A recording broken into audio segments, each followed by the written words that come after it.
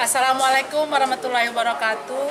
Saya Eli Rosita Silaban, Presiden Konfederasi Serikat Buruh seluruh Indonesia, mewakili nama besar anggota di seluruh Indonesia mengucapkan selamat merayakan Hari Pekerjaan Layak Sedunia atau Decent Work Day yang jatuh hari ini tanggal 7 Oktober 2021. Seperti yang kita ketahui bahwa serikat buruh masih berjuang di seluruh belahan bumi untuk memperjuangkan upah yang layak, hidup yang layak, tapi sejauh ini masih jauh dari harapan. Untuk itu, serikat buruh dimanapun, terutama KSBSI saat ini masih terus memperjuangkan supaya buruh makin sejahtera melalui perjuangan-perjuangan yang kita lakukan. Kita tahu bahwa ada Undang-Undang Cipta Kerja yang sedang kita tolak, lalu ada perubahan iklim, lalu ada employment non-standard atau digitalisasi yang ini belum terlindungi saat ini. Lalu kita bagaimana mengatakan bahwa ini sudah layak. Inilah yang akan terus-terus diperjuangkan. Memang tidak mudah, tapi dengan bergabungnya semua elemen yang akan bersama-sama dengan kita untuk memperjuangkan meraih hidup layak, upah yang layak, melalui pekerjaan yang layak, kita pasti akan memenangkan ini. Wassalamualaikum warahmatullahi wabarakatuh. Hidup buruh, hidup KSBSI, hidup perempuan. Assalamualaikum warahmatullahi wabarakatuh. Kawan-kawan sekalian, selamat memperingati Hari Pekerjaan Layak, Decent Work Day. Di Hari Pekerjaan Layak tahun ini, FSB Kami Parho memprioritaskan beberapa poin terkait dengan isu prioritas yang sekarang ini sedang menjadi salah satu fokus di Kami Parho. Yang pertama terkait dengan Undang-Undang Cipta Kerja. Jadi kita tetap mendorong pemerintah untuk mengeluarkan Perpu khususnya terkait dengan klaster ketenaga kerjaan. Di samping itu KSBSI juga sedang melakukan judicial review dan kita doakan secara bersama-sama supaya keputusan MK nanti itu membatalkan Undang-Undang Cipta Kerja. Yang kedua, isu prioritas yang kedua terkait dengan union busting. Jadi ada beberapa union busting yang terjadi atau yang sekarang menimpa kawan-kawan kita baik yang ada di Jakarta, di PT Kemangfood, kemudian juga ada di Batubara.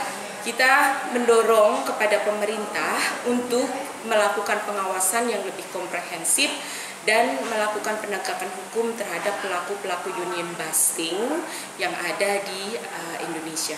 Isu prioritas ketiga yaitu terkait dengan jaminan sosial.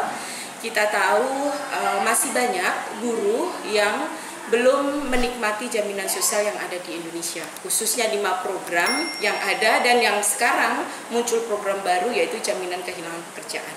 Kawan-kawan seperti buruh di sektor informal, kemudian buruh harian lepas yang ada di perkebunan, kemudian kawan-kawan buruh migran, pekerja rumah tangga, home based workers, kawan-kawan yang bekerja di digital platform, dan kawan-kawan pekerja rentan lainnya itu sampai sekarang belum bisa menikmati program jaminan sosial secara komprehensif. Kemudian isu prioritas berikutnya terkait dengan K3. K3 tidak bisa dipungkiri menjadi salah satu elemen yang bisa mendukung productivity dan juga bisa mengurangi kecelakaan di tempat kerja. Namun sayangnya masih banyak perusahaan yang melihat K3 sebagai sebuah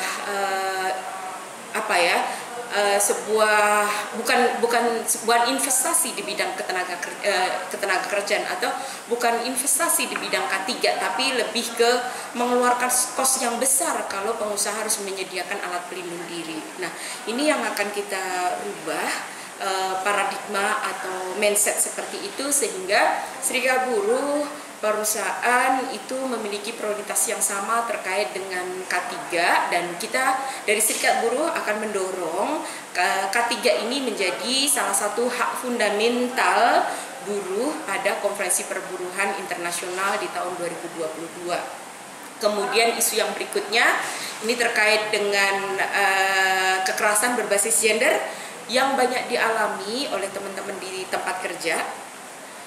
Nah, kita ingin mendorong pemerintah untuk meratifikasi Konvensi ILO 190 sehingga teman-teman di tempat kerja itu memiliki rasa nyaman untuk bekerja gitu.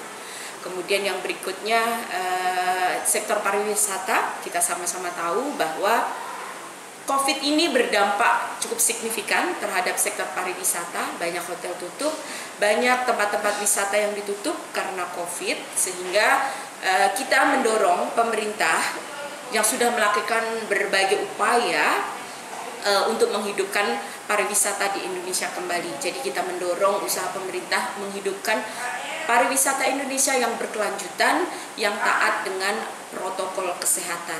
Semoga dengan ada kebijakan ini akan menambah jumlah buruh yang bekerja di sektor pariwisata. Terima kasih, selamat merayakan Hari Pekerjaan Layak. Kami Parho, cerdas, berani, bermartabat.